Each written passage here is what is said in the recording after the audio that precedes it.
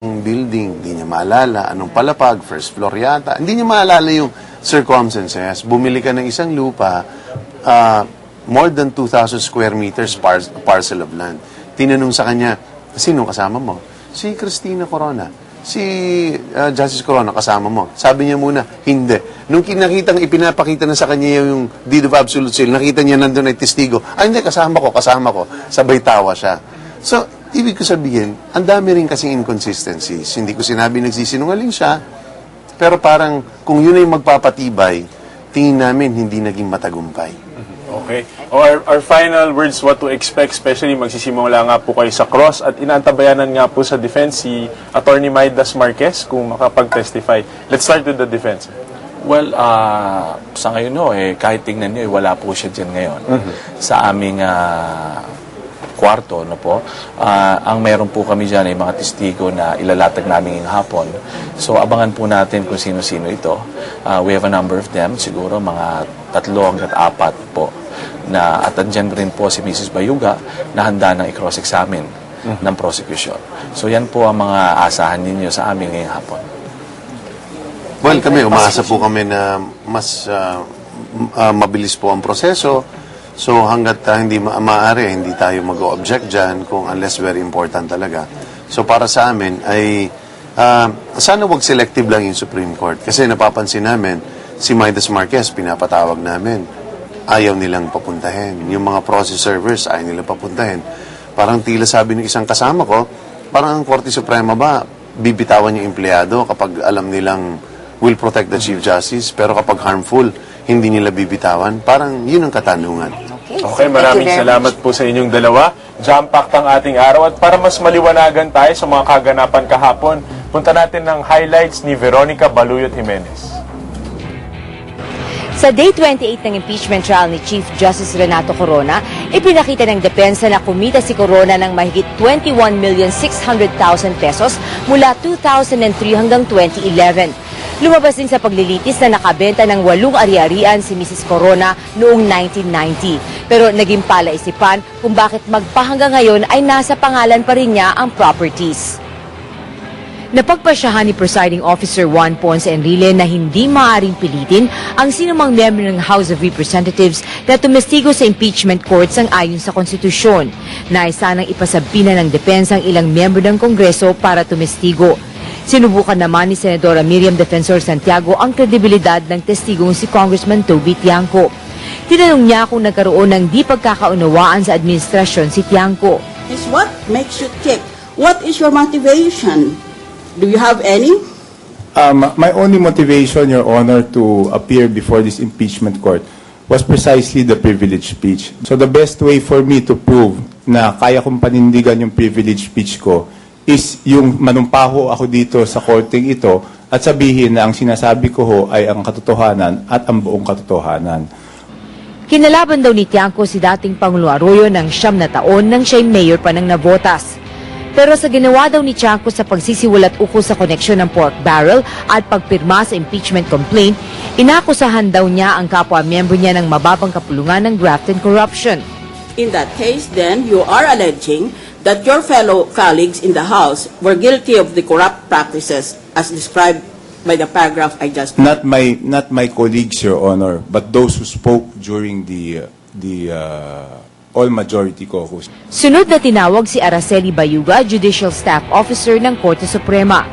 Ayon kay Bayuga bilang Chief of Staff ng Cash Collection Disbursement Division, nag-issue siya ng sertipikasyon ukol sa mga natanggap na salaries, allowances at benefits ni Corona.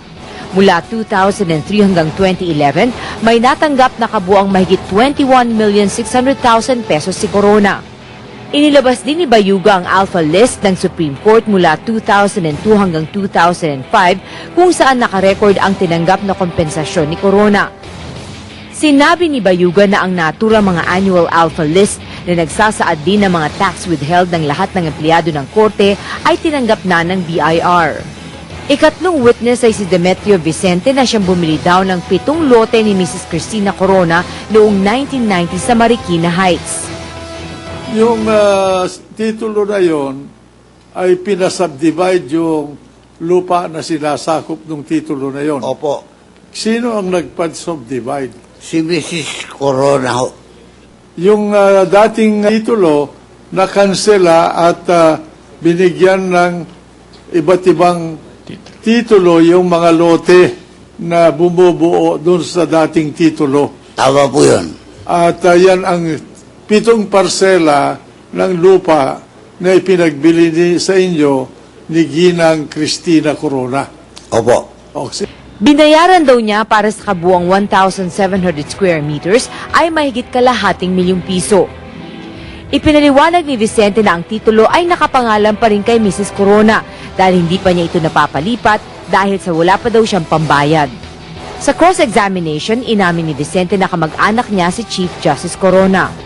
Po, na kaninong pangalan ang tax declaration? Ang tax declaration, no, ano pa, Mrs. Corona. Ang tanong ko po sa inyo, bakit hindi nyo ipinalipat ang tax declaration sa pangalan ninyo? Yung po ang tanong.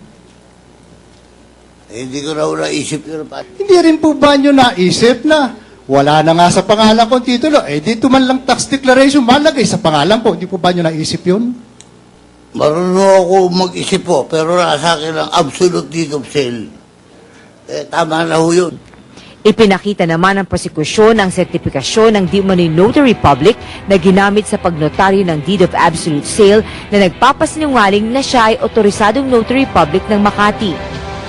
Ang sinasabi po dito sa sertifikasyon ito, at babasahin ko po sa inyo, this is to certify that in accordance with the records of this office, a certain Maria Beatriz S. Montoya has never been commissioned by this court as notary public for and in the city of Makati.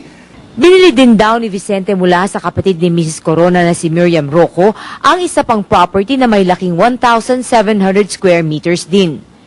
Sinabi ni Vicente na siya na ang nagbabayad ng amilyar na mga ari-arian na nasa pangalan pa rin ni Cristina Corona. Isang statement of account mula sa City Treasurer's Office ng Marikina ang ipinakita naman na nakapangalan kay Vicente.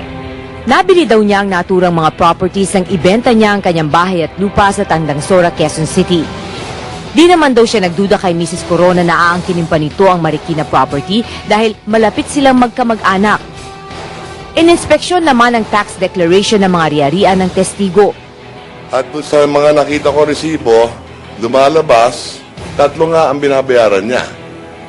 Yung 2 lote, isang lote nung kay Balamang, base doon sa drawing niya, kay Miriam, yung isa kay Cristina, at yung isa naman yung improvement o building o bahay niya. Ang tanong naman ni Senador Ralph Recto, bakit nasa SALN pa rin ang pinag-uusapang property noong 1992 kung ibinenta na ito noong 1990? Punto pa ni Recto, mahirap din namang ipeke ang deed of absolute sale at yung binayad na buwis sa pagbili ng property. Tanong naman ni Senador Alan Peter Cayetano, baka pinapatago lamang ng mga koronang naturang ari-arian kay Vicente. Kaya ako po ito tinatanong, no, para ma-ascertain ko bilang Senator Judge whether or not sa'yo talaga yon. Akin talaga ho yun, kahit na bukas pupunta kayo sa bahay ko, doon ako tutulog. Makapagpapatunay daw na nakatira siya sa naturang bahay niya si Ombudsman Conchita Carpio Morales at si Justice Mariano del Castillo dahil nakabisita na mga ito sa kanyang bahay. Ay naman kay Lodin Amado Valdez, wala pang matibay na napatunay ng depensa sa iprinisinta nila. At the rate these things are happening, palagay ko hindi pa rin bubuwag yung impression na nagawa ng ebidensya ng prosecution. Mabigat ang sitwasyon, ang scenario for the Chief Justice at this point on time. Bakit nanatili sa pangalan ng mga Corona? Considering na na-stroke siya, so dapat iayos na niya yung kanyang property dahil may anak siya. Yung tinatawag na standard of a good father of the family, yan kasi ang standard para masabi mo kung yung action ng tao ay paniniwalaan o hindi. Yung maaring gawin ng isang good father of the family.